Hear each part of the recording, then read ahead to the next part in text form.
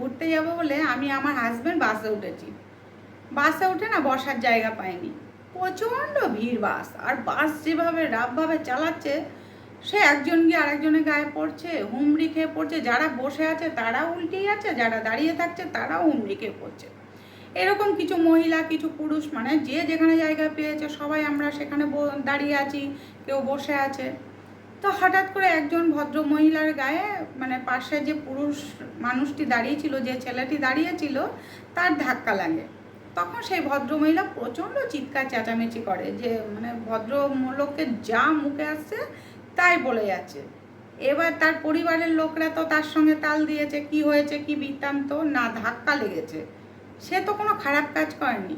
হ্যাঁ, কিছু কিছু ছেলে আছে তারা খারাপ কাজ করে, তাদের শাসন করো, তাদের বকো, অন্যায় করো। অন্যায় কাজ করলে তাদেরকে অবশ্যই বলা উচিত আমাদের, তো সেগুলো বলতে হবে। কিন্তু সে তো কোনো অন্যায় করেনি, ধাক্কা তো আমাদেরও লাগছে তোমার সঙ্গে।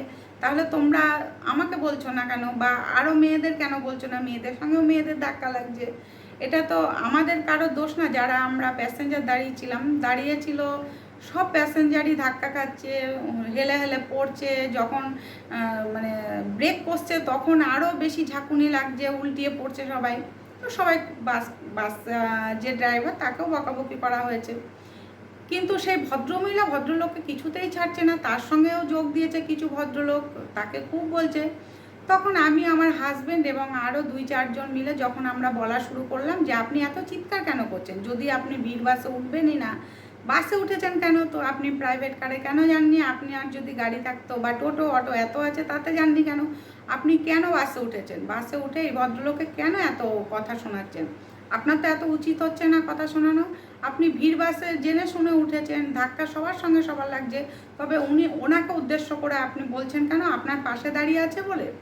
তখন সেই ভদ্রলোক কী করবে বুঝে উঠতে পারছে না। সে ব্যাগটাকে বুকের সামনে জড়িয়ে ধরে সে কাঁদবে না কিছু বলবে, সে কোনো কথা বলতে পারছে না, শুধু থতমত হয়ে সে দাঁড়িয়ে আছে। তারপরে আমি, আমার হাজব্যান্ড যখন প্রতিবাদ শুরু করলাম, তখন আরও কয়েকজন ভদ্রলোক বা ভদ্রমহিলা আমাদের সঙ্গ নিল এবং বলল যে সত্যিই তো, উনি তো নিজের থেকে ধাক্কা দিচ্ছে না, আমাদের ধাক্কা তো সবার সঙ্গেই সবার লাগছে, সবার গায়ের সঙ্গে সবার গায়ে ধাক্কা লাগছে। তাহলে আপনি আর কাউকে বলছেন না, ওনাকে কেন একা বলছেন? উনি আপনার সঙ্গে কি কোনো অসভ্যতামি করেছে? বলছে না। তখন বলছে তাহলে এত চিৎকার করছেন কেন? আপনার যদি না পোষায় আপনি বাস থেকে নেমে যান। তো যাই হোক, কিছুক্ষণ পরে যখন আমাদের গন্তব্যস্থল আসলো, তখন ওই ভদ্রমহিলা গন্তব্যস্থল আসেনি। তা আমরা যেখানে নামলাম, ভদ্রলোক ঠিক সেই জায়গায় নেমে গেল। নেমে যাওয়ার পরে উনি এসে আমাদের সামনে, আমার আর এবং আমার হাজব্যান্ডের সামনে এসে দাঁড়িয়ে মানে কাতুমতো হয়ে বলল যে দিদি ভাই বা দাদা ভাই, আপনারা আজকে ছিলেন বলে আজকে আমি হয়তো প্রাণে বেঁচে গেলাম। না হলে ওরা যে আজকে আমার সঙ্গে কি করতো আমি জানি না। তবে আপনাদের মতো কিছু কিছু ভদ্র মহিলা বা আমাদের দিদিরা, আমাদের এরকম দাদারা থাকার জন্য আমাদের মতো কিছু কিছু পুরুষ বেঁচে যায়। হ্যাঁ, আমি বলছি না যে সব পুরুষ ভালো বা সব মহিলা ভালো, যে কিছু কিছু পুরুষ আছে তারা বদমাশি করে, ট্রেনে বাসে সব জায়গাতেই বদমাশি করে।